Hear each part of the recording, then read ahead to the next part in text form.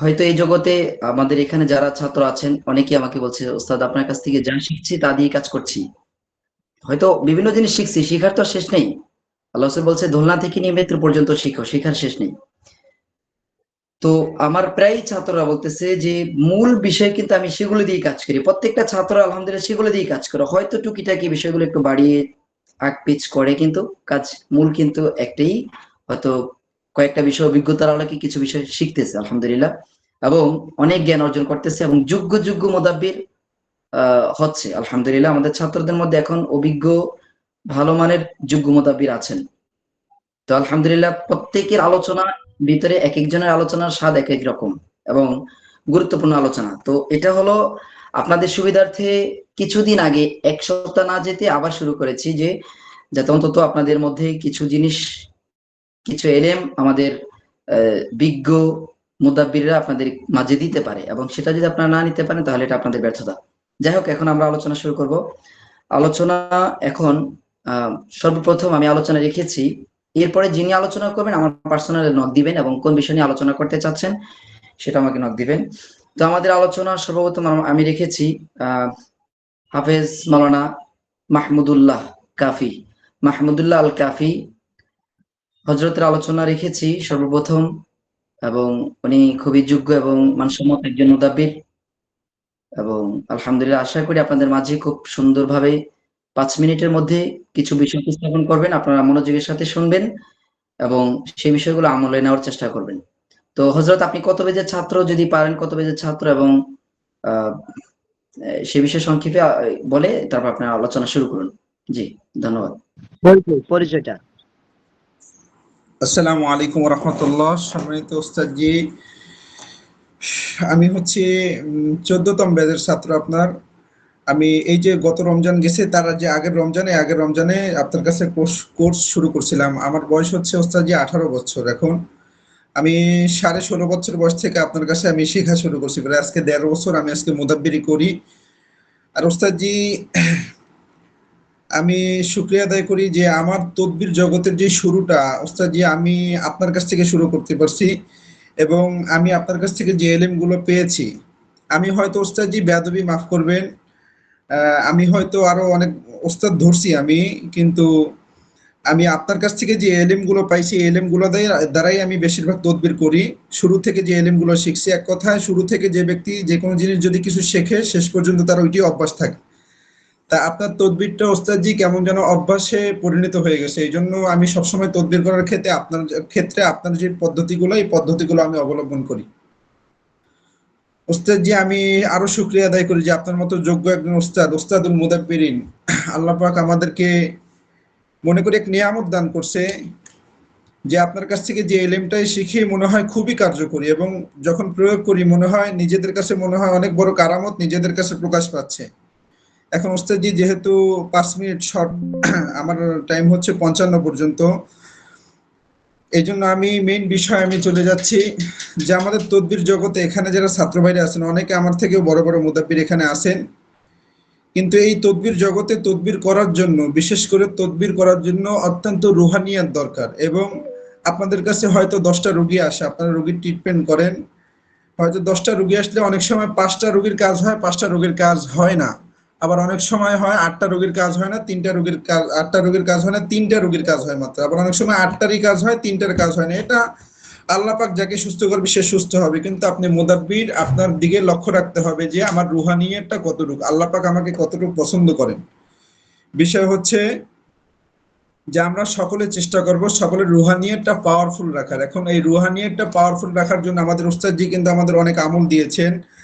বাহিরে কোনো আমল আমাদের দেওয়ার দরকার হয় না, কারণ উস্তাদজি বলছে, এখানে আমি তো অনেক আগে ক্লাস করছি, তারপর আমার কিছু কিছু বিষয় এখানে মনে হচ্ছে। জামাতের সহিত 5 ওয়াক্ত নামাজ যে ব্যক্তি পড়ে তার রুহানিয়াত আল্লাহ পাকের কাছে এক মাপের থাকে, এবং তা বাদেও যদি সে বিভিন্ন নফল আমল করে, নফল আমল করার ক্ষেত্রে রুহানিয়াত বাড়ে। যেহেতু ওস্তাদ যেখানে আছেন যে ইসমে আজম যদি কোনো ব্যক্তি প্রতিদিন 360 বার করে ইসমে আজম পড়ে তাহলে তার রুহানিয়াত পাওয়ারফুল ভাবে থাকে। এবং যদি কোনো ব্যক্তি বিসমিল্লাহর আমিল হয়, বিসমিল্লাহর যাকাত দেওয়া থাকে, তাহলে ওই ব্যক্তির রুহানিয়াতও অনেক পাওয়ারফুল হয়। যে আপনি একটা এসএম পরে রোগীকে ফু দিছেন, এখন আপনার এখানে 40 জন রোগী আছে, এখন ওই এসএম পরে ফু দিতে গেলে আপনার 4 ঘন্টা লাগবে। এখন আপনি মুদাব্বির, আপনি যদি রুহানিয়াত ওয়ালা মুদাব্বির হন তাহলে আপনি বিসমিল্লাহ বলে ফু দিবেন, নিয়ত করুন ওই এসএম পরে ওকে ফু দিচ্ছি, দেখবেন ওই এসএম এ আপনার কাজ হয়ে যাবে।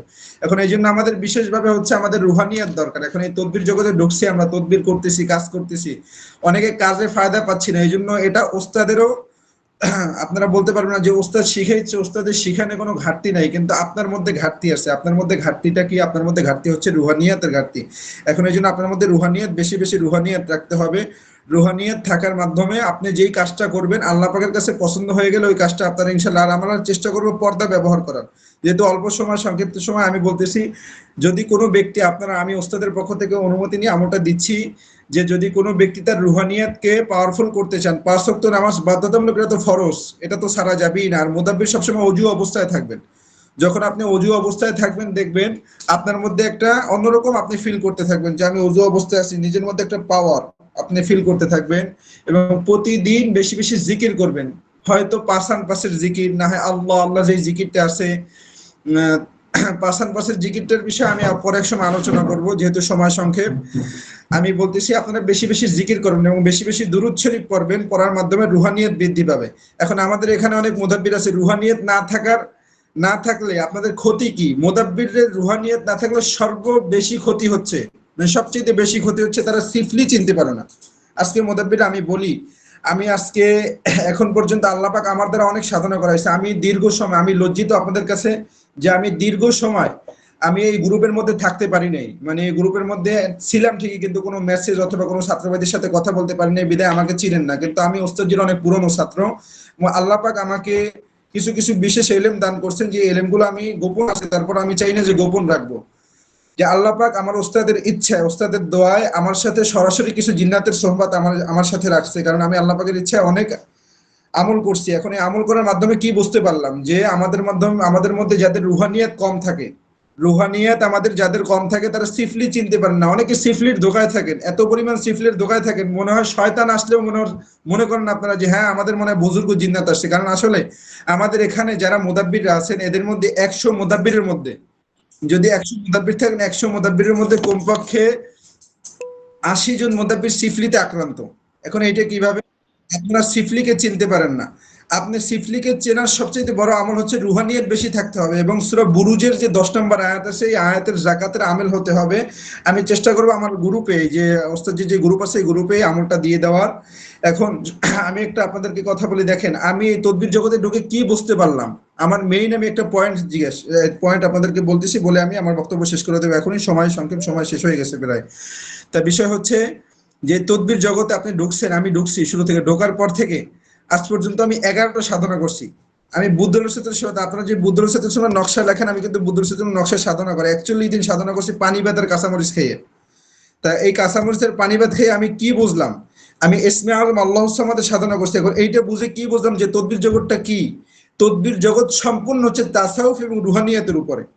আপনার রুহানিয়াত যত বেশি থাকবে, আপনার সাধনা করার দরকার নাই। আমি মনে করলাম যে, আমি মনে করছি অনেক বড় সাধনা করছি, এইটা মনে আমি অনেক বড় হয়ে গেছি। কিন্তু আমি আমার অনেক ছাত্র ভাইকে দেখছি অন্য অন্য জায়গায়, যে তাদের কোনো আমল করা নাই, তাদের কোনো কিনে আমল করা নাই, কিন্তু আমি দেখছি তাদের কোনো সাধনা করা নাই, কিন্তু তারা পৃথিবীর ঊর্ধ্বতম মুওয়াক্কিলাত, জিবরাইল আলাইহিস সালামের পক্ষ থেকে মুওয়াক্কিলাত, আল্লাহ তাআলার পক্ষ থেকে বড় বড় মুওয়াক্কিলাত চলে আসে।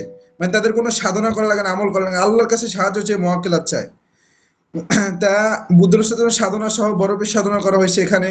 আরো বিভিন্ন বিষয় আছে, আল্লাহ সামাদ, ইসমে আজমের সাধনা, এগুলো অনেক বড় বড় সাধনা। এগুলো করতে গেলে অনেক মুদাব্বিরা রিস্কের মধ্যে থাকেন।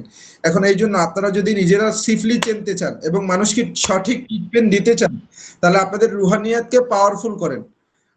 রুহানিয়াতকে পাওয়ারফুল করার মাধ্যমে আল্লাহ পাক আপনার মাধ্যমে প্রতিটা রোগীকে শেফা দিবে। দেখবেন আপনি ফু দিচ্ছেন না, যেন বুলেট যাচ্ছে, ফু দেওয়ার সঙ্গে সঙ্গে রোগী উপকার পাবে। এই জন্য আপনাদের মধ্যে সর্বপ্রথম আমার কথা হচ্ছে, সর্বপ্রথম আপনারা রুহানিয়াতটা বাড়ান এবং বেশি বেশি আপনারা ইস্তেগফার এবং দুরূদ শরীফ পাঠ করেন। আর আরেকটা বিষয় বলি, আমি শেষ করতেছি।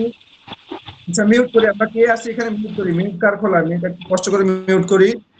আমরা এখানে যারা আছি, তারা হয়তো আমাদের ওস্তাদের এখানে তেমন বড় বড় কোনো সাধনা দেওয়া হয় না, কিন্তু উস্তাদজির এখানে যেসব বিষয় বলা হয় সাধনার থেকেও বড়, কারণ উস্তাদজি সবসময় বলে নিজেদের মধ্যে রুহানিয়ত এক্সট্রিম পাওয়ারফুল।